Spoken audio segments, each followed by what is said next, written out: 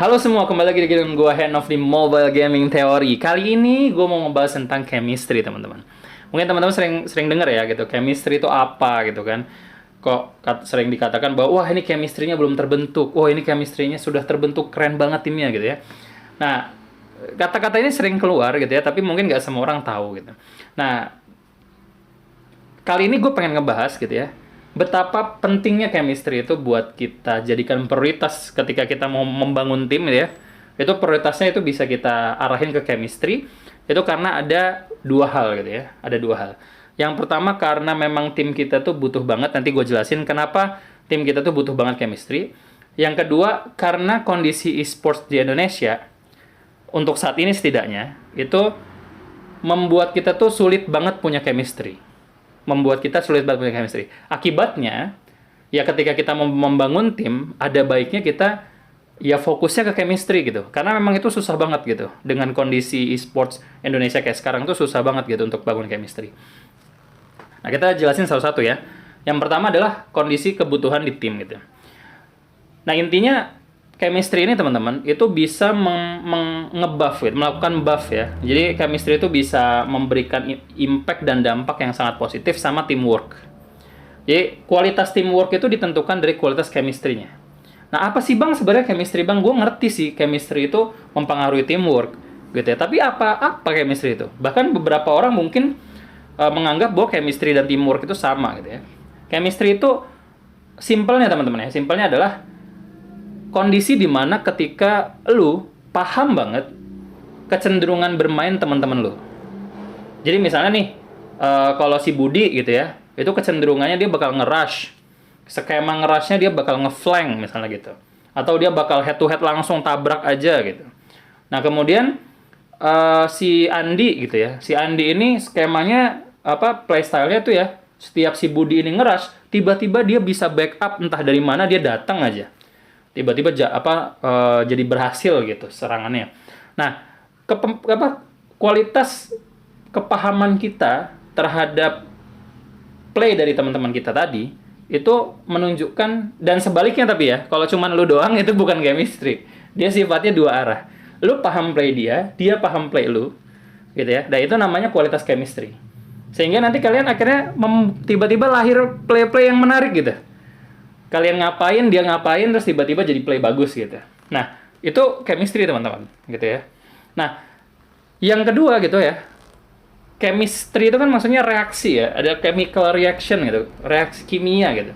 Nah, itu reaksi di antara kalian itu bukan hanya sekedar dari di kepala kalian paham play-nya dia dan kecenderungan dia dan sebaliknya, bukan hanya tentang itu, tapi play kalian dan play-nya dia itu sinkron gitu, ngesing gitu, bahasa Inggrisnya itu ngesing ya, apa bahasa Indonesianya ya, sinkron lah gitu.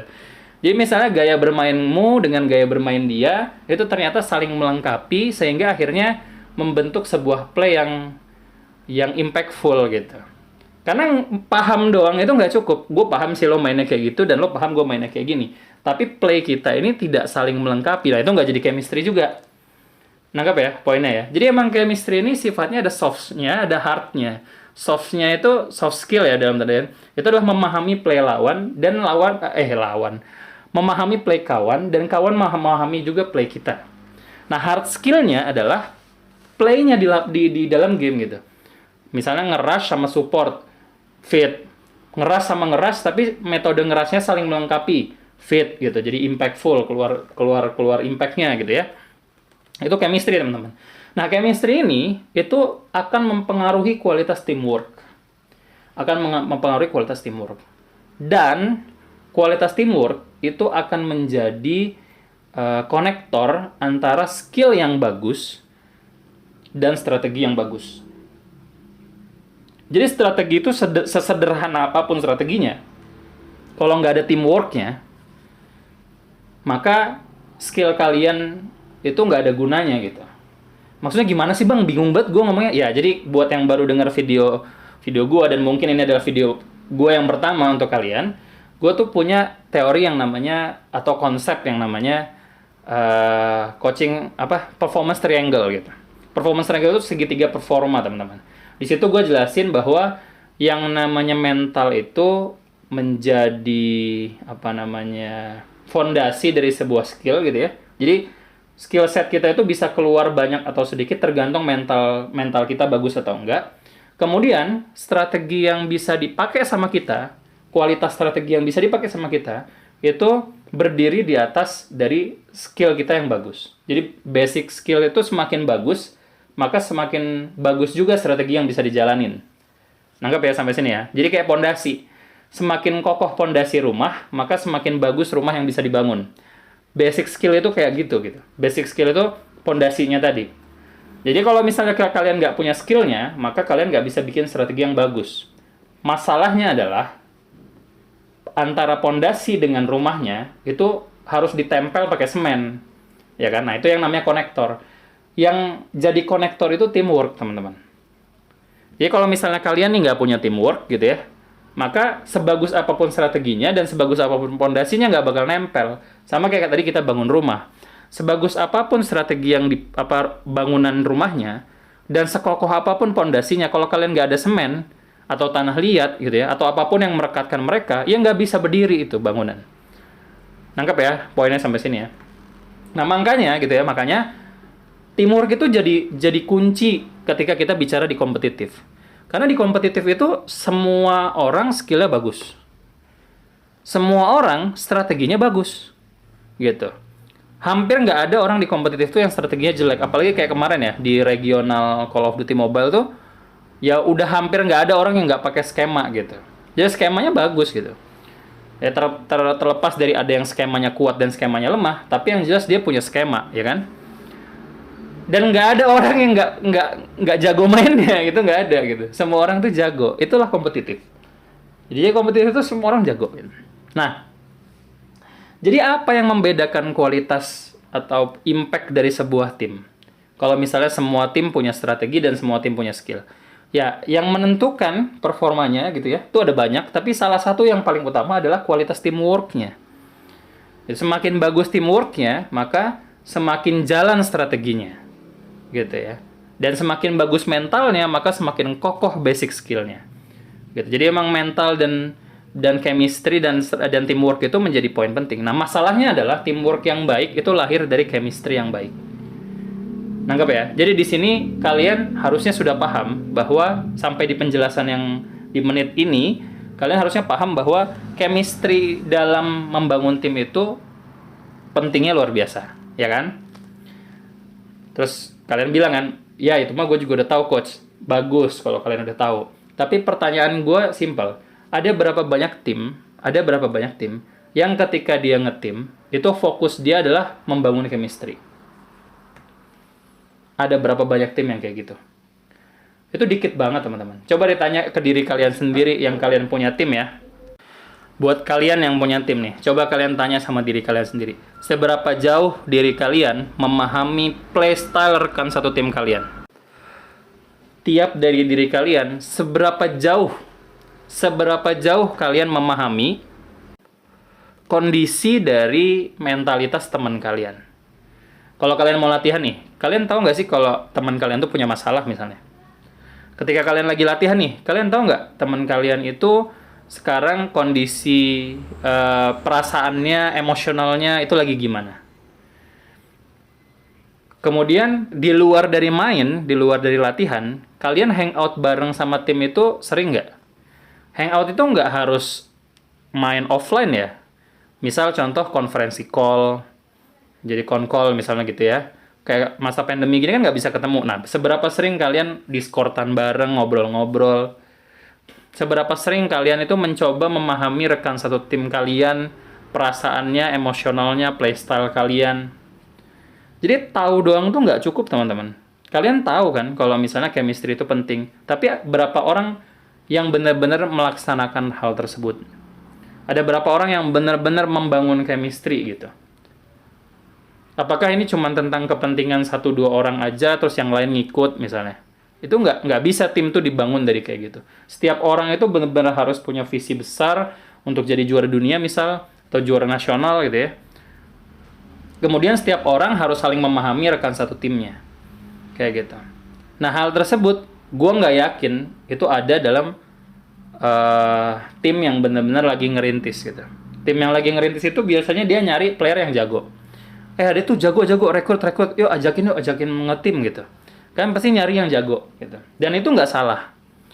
Tapi artinya ketika kalian mengedepankan orang jago doang, di luar dari attitude-nya, di luar dari chemistry-nya, kenapa sih kita nyari player yang punya attitude? Ya karena akan sangat sulit membangun chemistry dengan orang yang nggak punya attitude. Orang yang baru datang aja udah petantang-petenteng, baru diajak ngetim aja udah songongnya luar biasa misalnya. Bisa nggak kalian membangun chemistry dengan orang kayak gitu? Kan susah. Gitu. Karena ini adalah game team, teman-teman, bukan game solo player kan. Kalau game solo player kan ya terserah aja kalian mau ngapain gitu. Tapi kalau ini game team, maka kemenangan itu tidak hanya ditentukan oleh seberapa jagonya lu secara personal, tapi lo harus jago secara tim. Ini yang menjadi penting. Nah, sampai di sini gua harap lo benar-benar memahami bahwa yang namanya chemistry itu harus jadi prioritas. Nah, yang kedua, gue akan bahas tentang kondisi e-sports Indonesia yang akhirnya membuat itu susah untuk bangun chemistry. Contoh misalnya, di Indonesia ini, yang benar-benar ada turnamen sepanjang tahun, resmi, prestis, dan menghasilkan, itu paling nih, itu yang gue pahami, yang gue tahu, baru Mobile Legends, ya kan? PUBG, dan Free Fire. Free Fire itu bahkan Garena itu punya roadmap dalam setahun itu dia akan ada turnamen apa aja, dipresentasiin ke tim-tim e-sports. Tim e-sports dipanggil gitu ya ke Garena, terus habis itu dipresentasiin. Waktu itu gue pun hadir gitu. Waktu itu kan gue lagi nemenin tim Free Fire-nya GGWP gitu ya. Sempat ngelatih mereka juga sebentar. Waktu itu di Piala Presiden. Nah, tapi waktu itu ada juga briefing untuk turnamen resmi Garenanya. Kalau Piala Presiden itu kan bukan dari Garena, tapi didukung oleh Garena. Nah, itu dijelasin roadmap-nya gitu. Dalam setahun itu akan ada turni ini gitu. Nah, terus di PUBG juga sama gitu. Banyak gitu ya turnamennya. Mobile Legends bahkan bisa dikatakan dia memiliki sistem turnamen yang paling matang gitu. Bisa dikatakan di game mobile itu adalah sistem turnamen paling matang sedunia mungkin. Mobile Legends itu ada MPL, ada MDL gitu ya. Nah, di luar itu dia juga punya banyak turnamen-turnamen kan.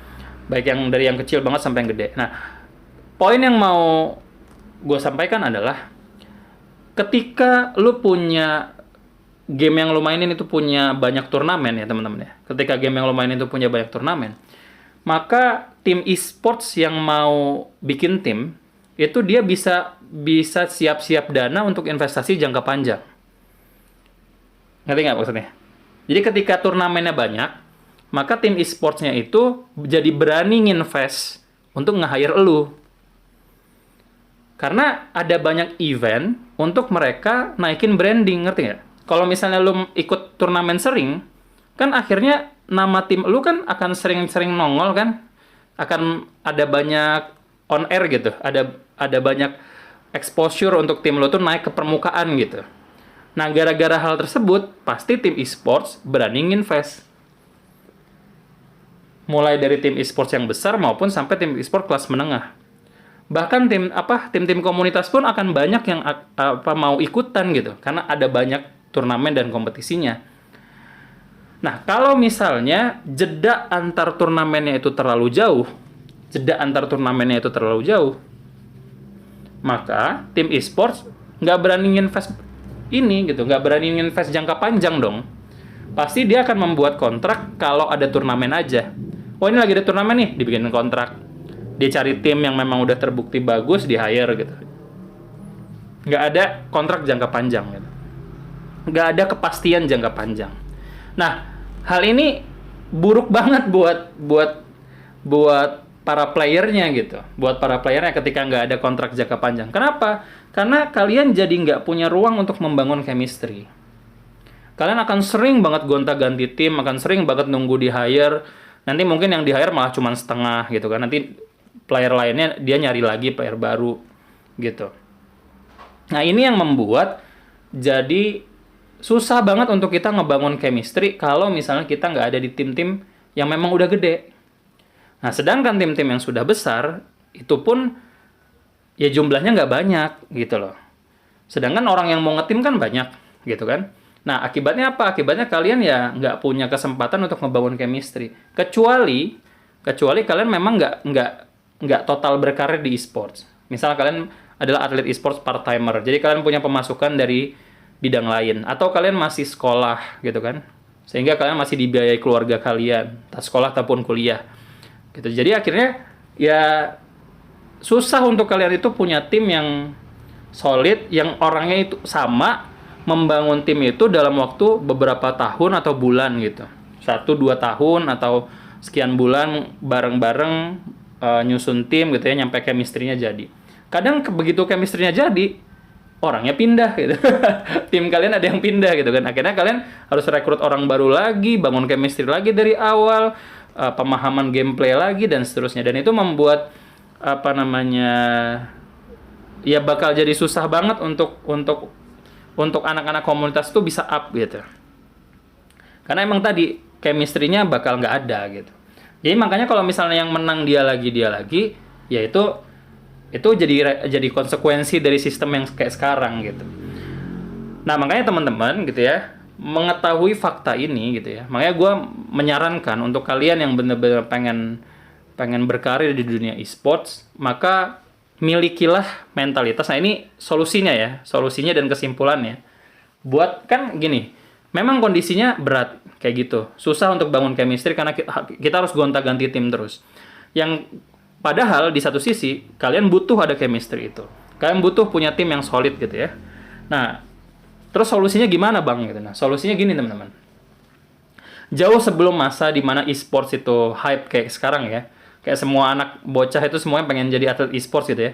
Jauh sebelum hal ini terjadi, itu sudah pernah terjadi di mana semua bocah itu pengen jadi anak band.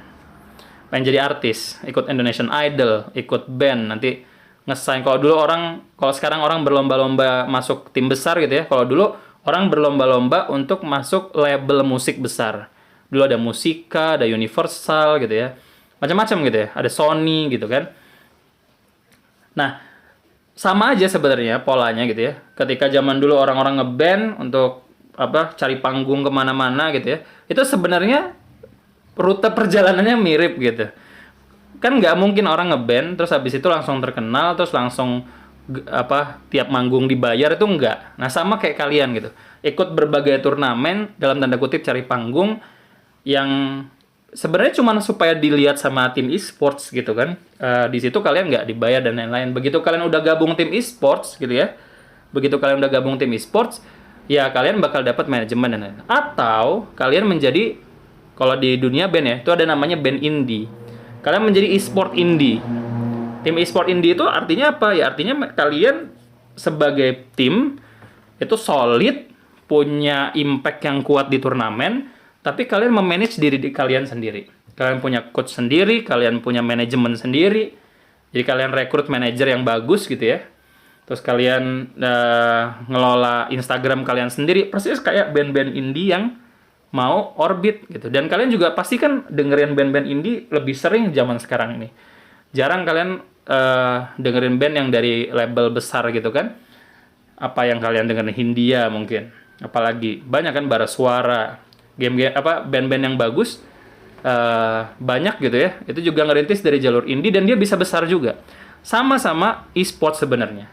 Nah, sebenarnya kalian punya pilihan untuk melakukan itu. Kalian nggak perlu sampai di-hire sama e-sport besar gitu ya. Tapi kalian juga bisa menjadi e-sport indie dalam tanda kutip yang gue bilang. Dengan cara apa? Ya tadi, kalian benar-benar harus punya impact di turnamen. Caranya gimana punya impact di turnamen? Ya tadi, basic dibenerin. Strategi disiapin. Ya kan? Mentalitas dikembangin. Gitu kan? Nah, teamwork-nya, yaitu kalian benar-benar harus bangun bareng-bareng sama rekan satu tim yang tidak ganti-ganti orangnya. Gitu. Jadi kalian temukan 5 orang gitu ya, atau 4 orang kalau gamenya Battle Royale gitu ya, yang benar-benar punya mimpi yang sama, kemudian kerja keras bareng gitu ya, grinding bareng dengan keras gitu ya, sampai kalian punya impact di turnamen gitu. Nah kemudian chemistry-nya itu terbangun dan nggak apa-apa jadi tim indie gitu. Nanti kalian bisa cari sponsor untuk pemasukan kalian, pemasukan dari uang turnamen dan lain-lain gitu ya. Seperti zaman ketika anak-anak band dulu itu ya ngerintis karir dia sebagai musisi gitu. Nah, menurut gue itu bisa jadi salah satu solusi daripada kalian nunggu direkrut sama tim-tim besar yang kadang-kala tim-tim besar udah punya tim solidnya kan. Kayak misalnya kemarin DG udah punya Venom sama Clove gitu kan. Ehan gitu ya. Terus ada Zen gitu kan. Makanya mereka karena udah punya gitu ya, susah untuk masuk walaupun mereka tahu fakta bahwa ada peraturan 18 tahun gitu. Baru di akhir-akhir ZZ sama si Vance masuk gitu kan. Ini yang ya dinamika di tim besar emang kayak gitu, nggak akan mudah untuk mengganti seorang player yang memang mereka udah bangun timnya dengan lama dan sudah jadi gitu ya. Jadi buat para player baru ya bakal memang harus ngerintis dari awal. Sedangkan chemistry tetap dibutuhin, ya udah langsung cari tim umum, jangan ganti-ganti, cari yang visinya sama, kalian grinding habis-habisan, bikin impact di turnamen. Kayak gitu. Kalau misalnya ternyata nggak di-hire sama tim-tim besar pun nggak apa-apa, kalian manajemen tim kalian sendiri. Tapi yang jelas, jangan pernah membuang chemistry. Jangan pernah membuang chemistry. Chemistry itu adalah hal yang mahal banget di esports. Mahal banget, karena dia pengaruhnya ke teamwork. Nah, kenapa bisa mahal banget? Ya karena skill bisa kalian latih kalau kalian punya kemauan dan kalau kalian memang punya talentnya, gitu ya. Strategi kalian bisa hire coach, gitu ya. Kalian bisa, kalau kalian nggak bisa nge-hire coach, kalian bisa pakai otak kalian buat menganalisis habis-habisan. Tapi yang namanya teamwork, chemistry, waduh itu bangunnya susah banget gitu. Itu nggak simple, itu masuknya ke ranah emosional, ke ranah experience, ya kan? Experience itu artinya pengalaman kalian ngetim bareng selama beberapa waktu, butuh waktu gitu. Nggak bisa yang sederhana langsung ngecas plank jadi gitu, nggak bisa gitu. Nangkep ya poinnya ya? Jadi itu aja sih yang mau gue share, mudah-mudahan kalian bisa mengambil insight dan manfaat dari video kali ini. Gua Henov, dadah!